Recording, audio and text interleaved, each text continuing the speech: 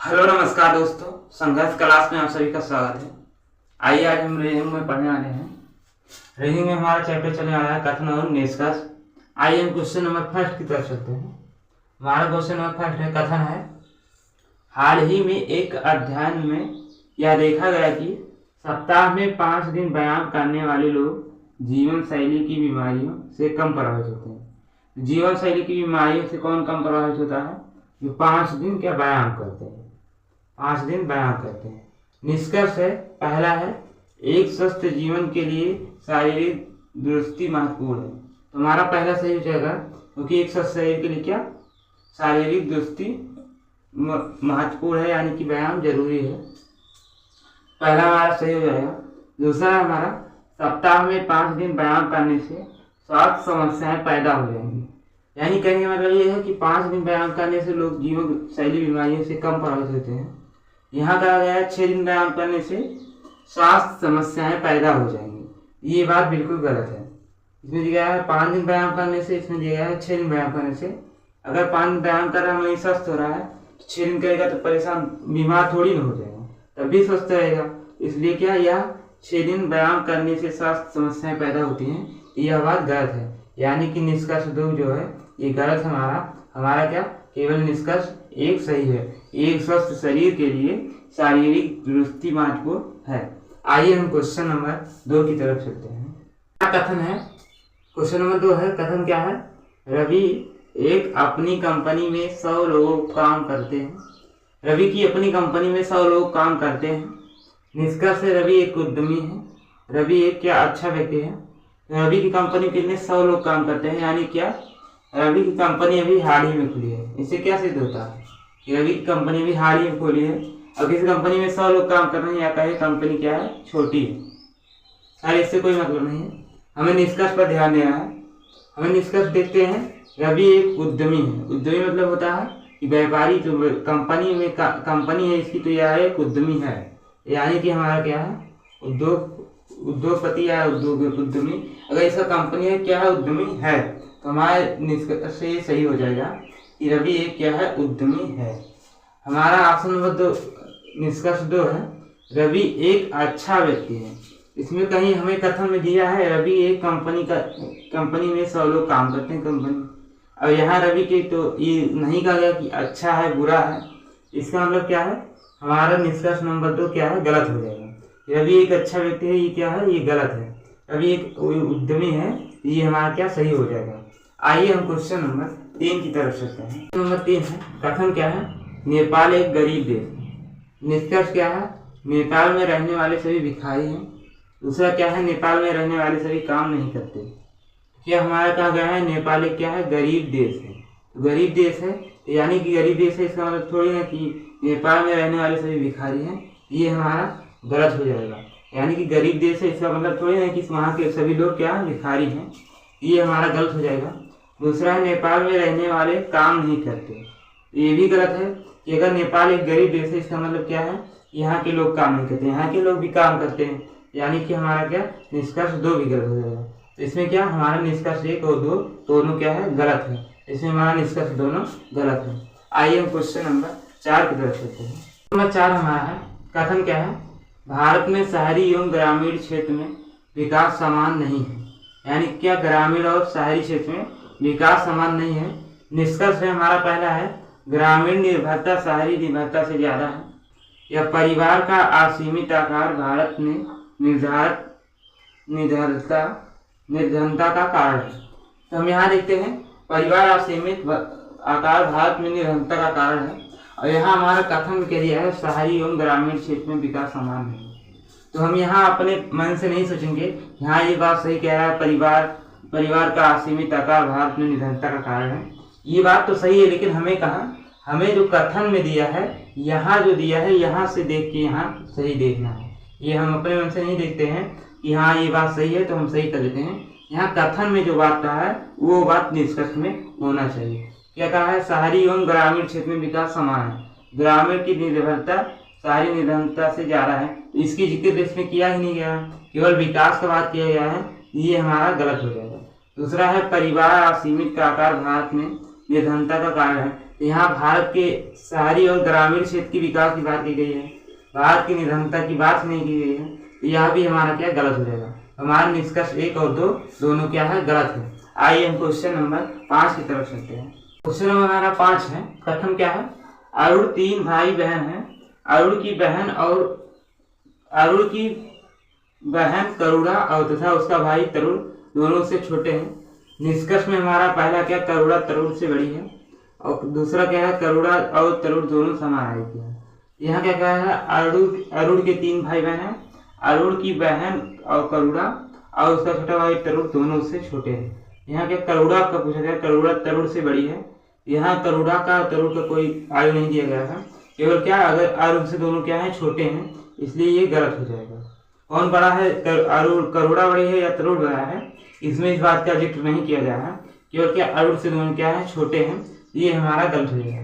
दूसरा क्या है, करुणा और तरुण दोनों समान आयु के हैं, तो इसमें भी ये क्या हो जाएगा, गलत हो जाएगा, क्योंकि करुणा और तरुण की आयु का कोई जिक्र नहीं किया गया, किया गया है, केवल इतना ही जिक्र किया गया है करुण और तरुण के बारे में कि वह अरुण से क्या है, आयु से क्या है, छोटे हैं।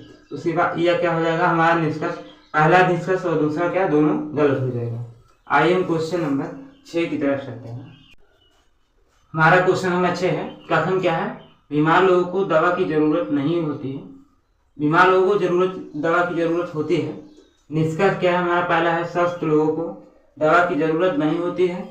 सेकंड क्या है, लोग अपने घरों में दवा रखते हैं। क्या है हमारा, कथन में है, बीमार लोगों की दवा की जरूरत होती है। निष्कर्ष में हमारा है, स्वस्थ लोगों की दवा की जरूरत नहीं होती है। पहला हमारा सही हो जाएगा, क्योंकि क्या कहा गया है, बीमार लोगों की दवा की जरूरत पड़ती है।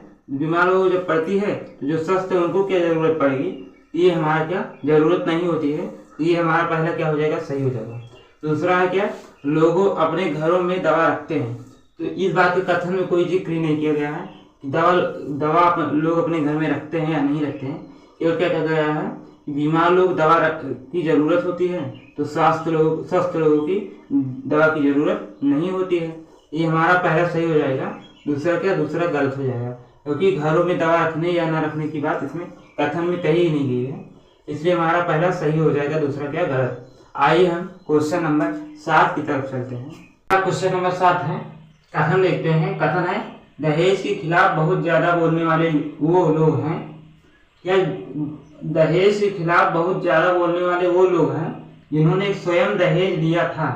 यहाँ हमारा निष्कर्ष है, एक है, पहला है, करने से कहना आसान होता है। दूसरा है, लोगों के दोहरे मापदंड है, यानी कि क्या, वही लोग कह रहे हैं कि दहेज लेना अपराध है। दहेज के खिलाफ वही बोल रहे हैं जो पहले क्या ले चुके हैं, यानी कि क्या, करने से और कहने से क्या आसान होता है, यानी कि पहला हमारा क्या सही हो जाएगा। दूसरा क्या है, लोगों के दोहरे मापदंड है, ये हमारा क्या दोहरे मापदंड में से क्या हो रहे हैं, या तो पहले दहेज ले चुके हैं, उसके बाद क्या उसके खिलाफ बोल रहे हैं, यानी कि दोहरे मापदंड है, तो ये हमारा दूसरा भी सही हो जाएगा।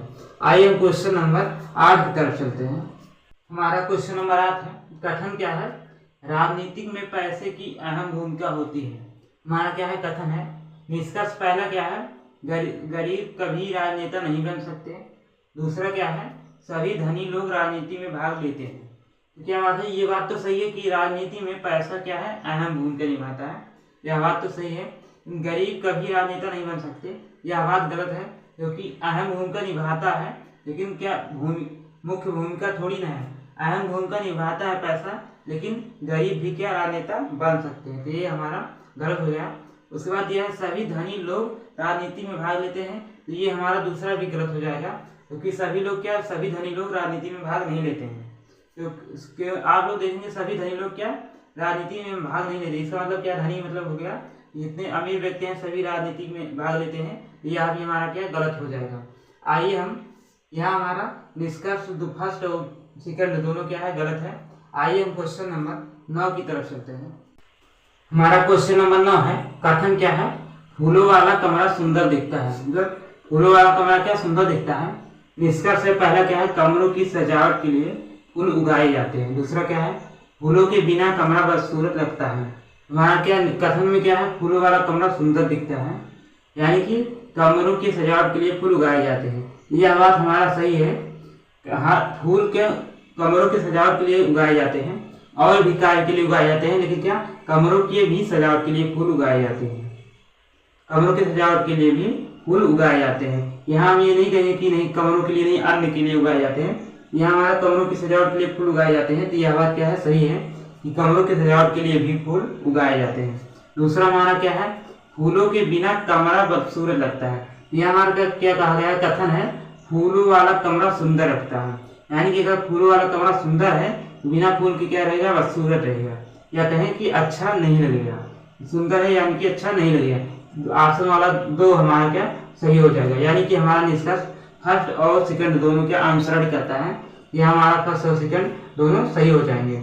आइए हम क्वेश्चन नंबर 10 की तरफ चलते हैं। हमारा क्वेश्चन नंबर 10 है, कथन है बारिश के बाद भी फसल की स्थिति गंभीर बनी हुई है। निष्कर्ष हमारा बारिश के पहले फसल की स्थिति गंभीर नहीं थी। तो दूसरा क्या है, बारिश के बाद भी फसल की स्थिति सुधार की उम्मीद थी। बारिश के बाद फसल की स्थिति में सुधार की उम्मीद थी। तो हमारा क्या कथन क्या है, बारिश के बाद भी फसल की स्थिति क्या गंभीर बनी हुई है, यानी कि बारिश के पहले खराब थी लेकिन बारिश के बाद भी क्या गंभीर है। बारिश के पहले फसल की स्थिति क्या गंभीर नहीं थी, तो ये हमारा क्या गलत हो जाएगा, क्योंकि क्या बारिश के बाद फसल की स्थिति गंभीर बनी हुई है, यानी कि गंभीर पहले भी थी, बारिश के बाद क्या गंभीर बनी हुई है, यानी कि सुधरी नहीं है। क्या बारिश के बाद फसल की स्थिति सुधार की उम्मीद थी, सुधार की उम्मीद थी, तो ये हमारा सही हो जाएगा। क्योंकि यहाँ क्या गया है, यहाँ कहा गया है कि बारिश के बाद भी फसल की स्थिति गंभीर बनी हुई है, यानी कि बारिश के बाद इस स्थिति में सुधार की उम्मीद थी लेकिन क्या है वो बनी हुई है। यहाँ हमारा इसका शब्द क्या सही हो जाएगा, पहला गलत हो जाएगा। आइए हम क्वेश्चन नंबर 11 की तरफ चलते हैं। हमारा क्वेश्चन नंबर 11 है, कथन क्या है, आधुनिक युग में विशेषकर गर्मी के समय में पानी की कमी एक समस्या है। तो गर्मी में क्या है, गर्मी के समय में पानी एक समस्या है। गर्मी में क्या पानी की समस्या होती है और किसकी समस्या होती है, लाइट की भी समस्या होती है। लेकिन यहाँ क्या कहा गया है कथन में, आधुनिक युग में विशेषकर गर्मी के समय में पानी की कमी क्या है, एक बड़ी समस्या है। निष्कर्ष देखते हैं। निष्कर्ष हमारा पहला है, गर्मी में कई पशुओं की मौत का मुख्य कारण पानी की कमी है।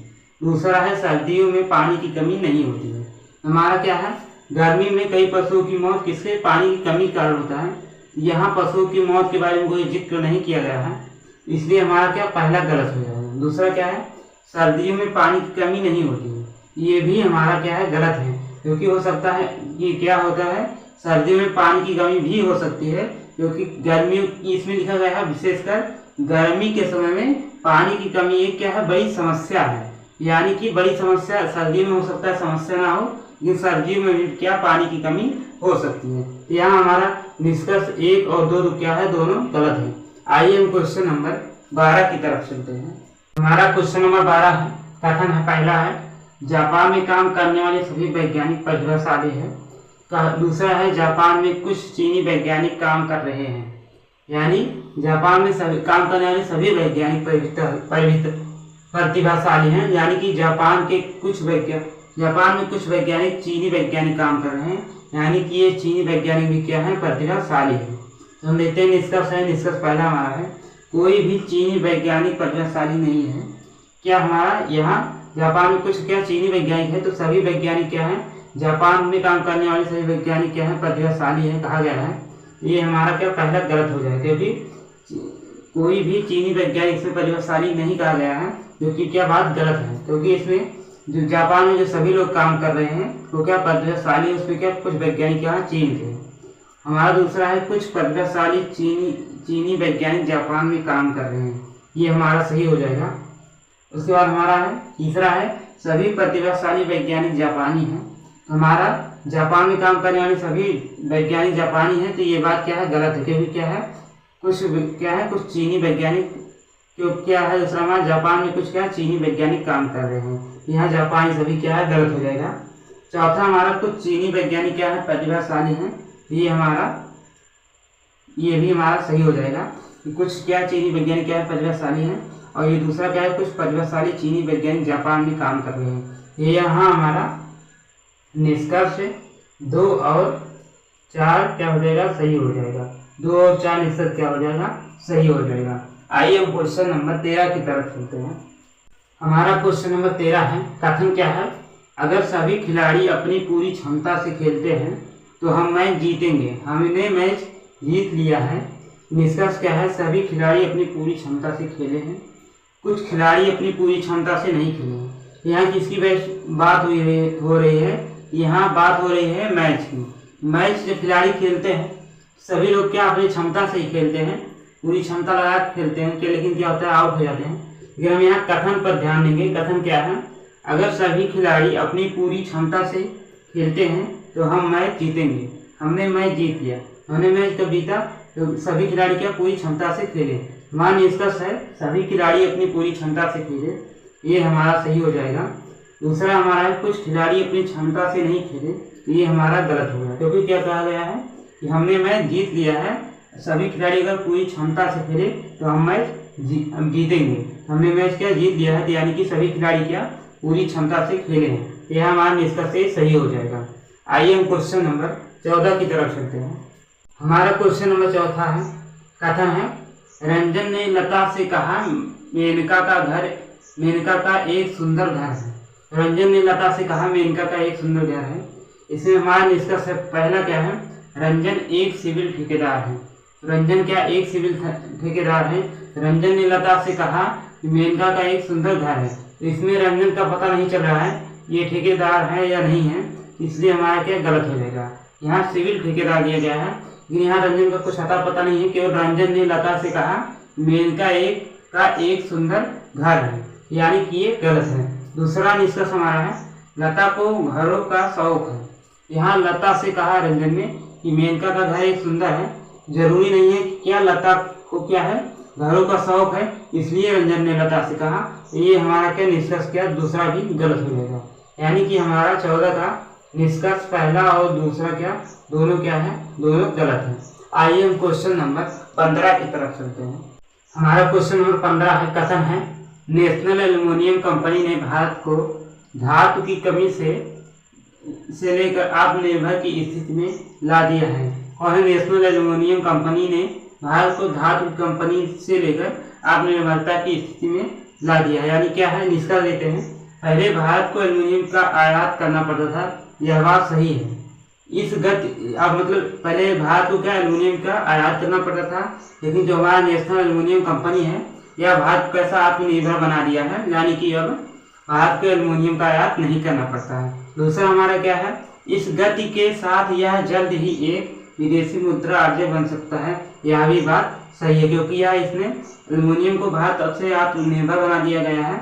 और यह क्या जल्द ही विदेशी मुद्रा अर्जय भी बन सकता है, तो यह भी बात क्या सही है। निष्कर्ष हमारा पहला और दूसरा क्या है, दोनों क्या है सही है। 15 का हमारा निष्कर्ष पहला और दूसरा क्या है सही है। आज की क्लास यहीं पर समाप्त करते हैं। क्लास अच्छी लगी हो तो वीडियो को लाइक एवं सब्सक्राइब करें। जय हिंद।